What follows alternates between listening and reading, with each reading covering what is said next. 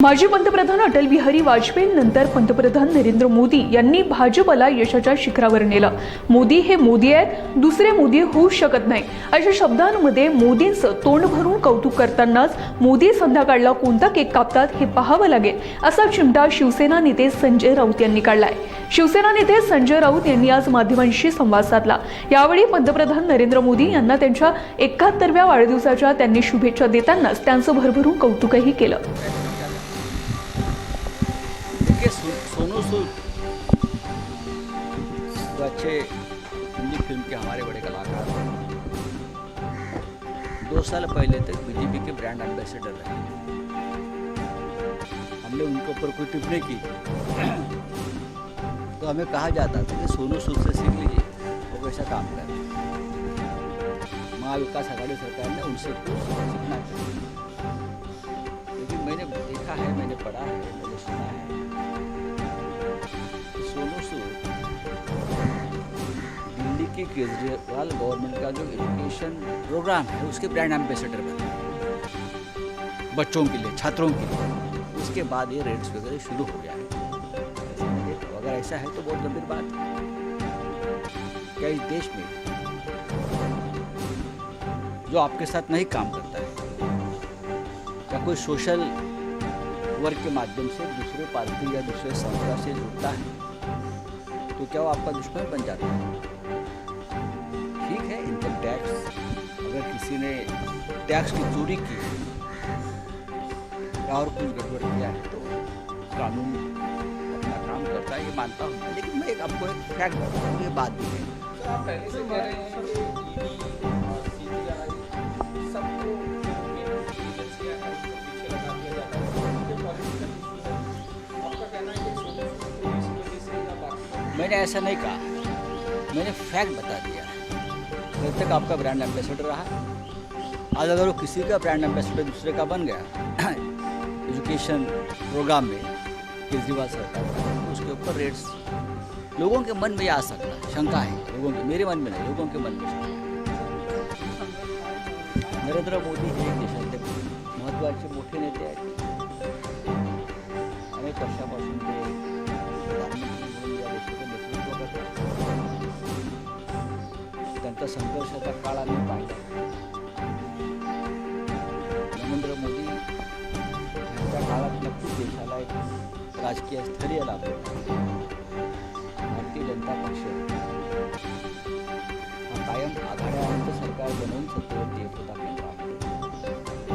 तो मोदीजींच्या काळामध्ये त्यांच्या हातात एखादी बहुमताचं सरकार ते स्थापन करू शकतो। मोदींच्या नेतृत्वाची आणि लोकप्रियतेची कमाल मान्य केलं। नरेंद्र मोदी यांनी त्यांच्या प्रधानमंत्री पदाच्या काळामध्ये अनेक चांगल्या योजना आणल्या असतील, त्याचं स्वागतही केलं। नरेंद्र मोदी यांच्या जोडीचा दुश्मन नेता देशामध्ये आज दिसत नाही, हे तितकंच खरं आहे। नरेंद्र मोदी यांच्याविषयी किती वाद असेल, त्यांच्या कार्याविषयी किंवा त्यांच्या नेतृत्वात त्यांच्या भूमिकाविषयी असेल, तरीसुद्धा देशाचे पंतप्रधान नरेंद्र मोदी त्यांना आपण सगळ्यांनी शुभेच्छा दिल्या पाहिजे आणि त्यांना उदंड निरोगी आयुष्य लाभो अशी प्रार्थना।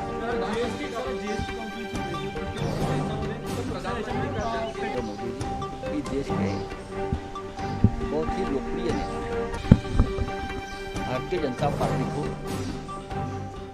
एक शिखर पर लेके जाने का काम अटल जी के बाद अगर किसने किया है वो नरेंद्र मोदी जी ने किया है। उनके कार्यकाल में देश को एक पॉलिटिकल स्टेबिलिटी, राजकीय स्थिरता, भारतीय जनता पार्टी को पूरा बहुमत मिला है, पूरा बहुमत। अब तक बीजेपी की सरकार जो आई है वो आघाड़ी की सरकार, गठबंधन की सरकारें बनी थी, लेकिन इस पहली बार मोदी जी के नेतृत्व में पूरा बहुमत मिला है बीजेपी को। ये मैं मानता हूँ कि ये मोदी जी के लीडरशिप की कमाल है। जो बातें है वो है। आज उनके कद का कोई नेता देश में नहीं, ये भी सबको मानना होगा।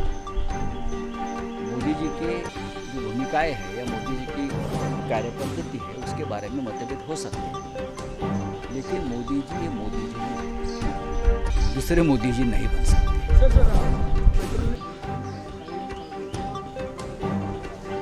नाही मी ह्याच्यावरती आमचं काही म्हणणं नाही. तर पक्षाची भूमिका किंवा सरकारची भूमिका असण्याचं कारण नाही. पण कोरोनाच्या पहिल्या लाटेच्या वेळेला हे सोनू सूद महाशय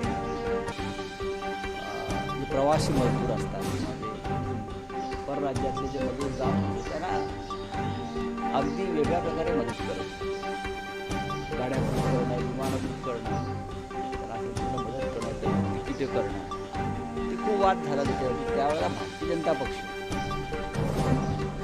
हा आम्हाला सांगत होता सरकार की पहा तो एकटा माणूस कसं करतो, सरकारला काही येत नाही, सरकारला काही जमत नाही. आणि सोनू सूदला घेऊन ते फिरत होते, राज्यपालाने सत्कार केला त्याचा.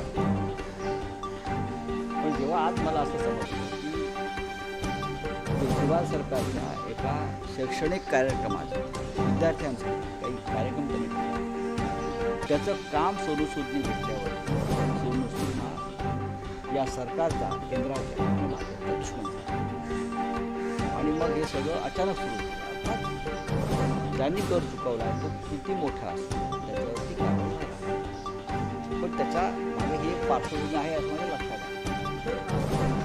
नाही मी ऐकलं चंद्रकांत दादा हे आमचे मित्र आहेत सगळ्यांचे.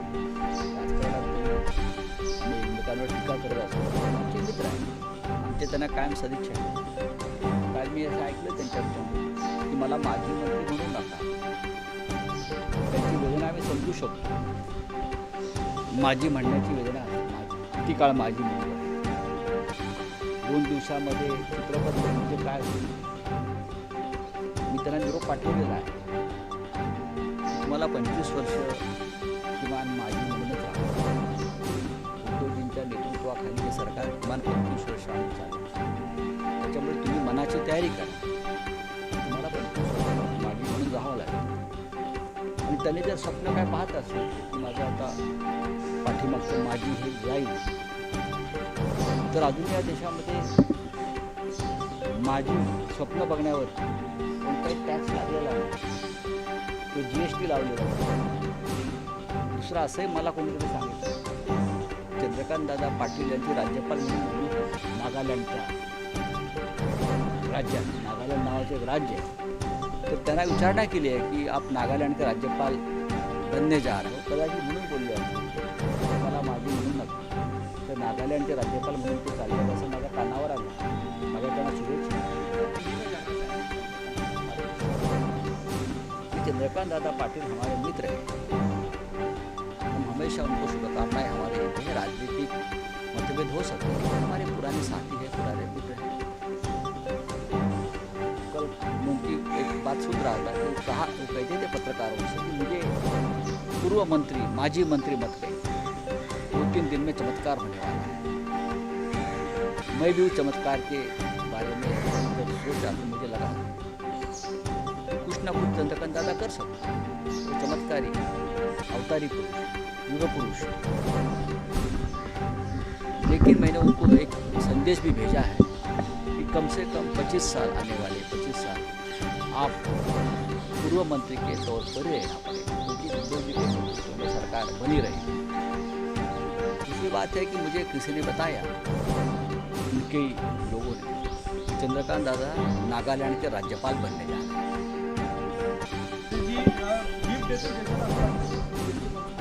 नाही तर आज संध्याकाळी त्यांचा वाढदिवस संपल्यावरती कोणता केक कापतात ते बघावं लागेल. मला खात्री आहे की नक्कीच त्यांना या देशातल्या जनतेच्या महागाईविषयीच्या भावना तीव्र होण्यापर्यंत पोहोचणार.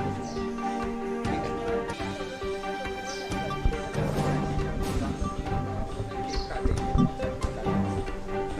जो महंगाई देश में बढ़ रही है, पेट्रोल डीजल के दाम आसमान को छू रहे हैं, तो मैं बार बार देख रहा हूँ कि मोदी जी बर्थडे गिफ्ट देने वाले हैं जनता को. तो हम शाम तक हमारा पूरा ध्यान उसकी तरफ रहेगा कि मोदी जी जनता के लिए पेट्रोल डीजल के दाम कम करने वाला केक काट देंगे. ठीक है.